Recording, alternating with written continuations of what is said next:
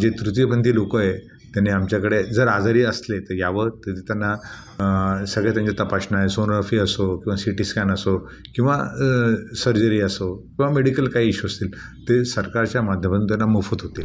बेरेट्रिक म्हणजे आपण वजन कमी करायचं शस्त्रक्रिया म्हणतो, ज्याचे साधारणतः 8 ते 10 लाख खर्च येतो. हे एकमेव हॉस्पिटल भारतामध्ये आज असं आहे की जे मोफत होतं. जसे जसे पेशंट वाढतील हे आढावा घेत राहू आम्ही दर महिन्याला की बेड कमी करायचे की जास्त करायचे, त्या संख्येवर ठरवण्यात येईल. डॉक्टर संजीव ठाकूर अधिष्ठाता बैजई शासकीय महाविद्यालय व सचिन जनरल हॉस्पिटल इथे 7 महिन्यापासून कार्यरत आहे.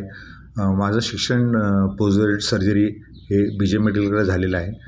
त्यावेळेला माझ्या लक्षात आलं की जे तृतीयपंथी लोक असतात यांना बरेचसे आजार असतात, मेडिकल असतात, सर्जिकल असतात आणि त्यांना ठेवायला वॉर्ड नसतो. कारण मी ते अनुभवलेलं आहे. मी ज्या JR1 JR2 होतो तेव्हा त्यांना मेलला ॲडमिट करायचं मेल वॉर्डात की फिमेल वॉर्डात, हा इश्यू होता. त्यावेळेचे सिस्टर्स म्हणायचे तक्रारी करायच्या, नातेवाईक लोक चिडचिड करायचे. पण ते गोरगरीब रुग्णांना ज्यांना शासनाच्या माध्यमातून सगळे मोफत उपचार झाले पाहिजे. आणि आपण बघितलं असेल की माननीय पंतप्रधान मोदी साहेबांनी सांगितलं की प्रत्येकाचा जो हेल्थ अधिकार डेमोक्रेसीमध्ये हा अबाधित राहायला पाहिजे, त्याला चांगल्या तऱ्हेच्या सेवा मिळायला पाहिजे. आणि मग आम्ही शासनाच्या माध्यमातून आमच्या कॉलेज काउन्सिलमध्ये आम्ही डिस्कस केलं की आपण जे तृतीयपंथी लोक येतात आपल्याकडे, त्यांना ऑपरेशनची गरज असते किंवा त्यांना काही मेडिकल प्रॉब्लेम असतात, त्यांना ठेवायचं कुठे.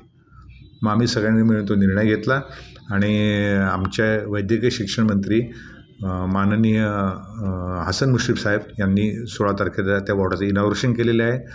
आणि आपल्या माध्यमातून जे तृतीयपंथी लोक आहे त्यांनी आमच्याकडे जर आजारी असले तर यावं, तर त्यांना सगळ्या त्यांच्या तपासण्या आहे, सोनोग्राफी असो किंवा CT स्कॅन असो किंवा सर्जरी असो किंवा मेडिकल काही इश्यू असतील ते सरकारच्या माध्यमातून त्यांना मोफत होतील.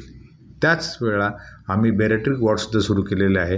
आणि त्या बेरेट्रिक म्हणजे आपण वजन कमी करायचं शस्त्रक्रिया म्हणतो, ज्याचे साधारणतः 8 ते 10 लाख खर्च येतो. हे एकमेव हॉस्पिटल भारतामध्ये आज असं आहे की जे मोफत होतं.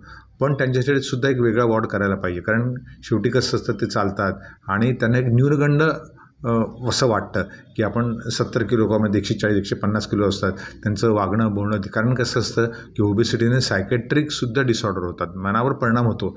त्यामुळे त्यांना मी वेगळे ठेवलेले आहे आणि ते त्यांचे कमोड वेगळे केलेले आहे, त्यांना त्यांचे बेड्स थोडे मोठे केलेले आहे, म्हणजे जेणेकरून ते लवकर बरे व्हावेत. सो दोन्ही हे जे आमचे चांगल्या उपक्रम होते हे माननीय मंत्री महोदय जे आमचे आरोग्य शिक्षण खात्याचे मंत्री आहेत त्यांच्यामुळे ते इनॉग्रेशन झालेलं आहे आणि त्या वॉर्ड आम्ही सुरू केलेले आहे. आता आम्ही एक 25 बेड ते चालू केलेलं आहे. आम्ही सगळ्यात जसे समजा आणि त्याचे ICU पण त्यातलं केलेलं आहे. समजा एखादं क्रिटिकल झालं तर ICUमध्ये शिफ्ट करायला पाहिजे.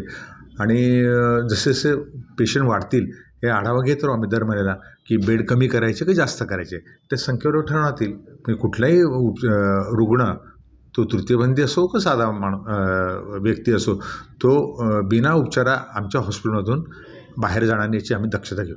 असं मी बऱ्याच वेळा वर्तमानपत्र वाचतो की ट्रीटमेंट न मिळाल्यामुळे रुग्ण दगावणे आणि याच्याने शासनाची प्रतिमा मलिन होत असते.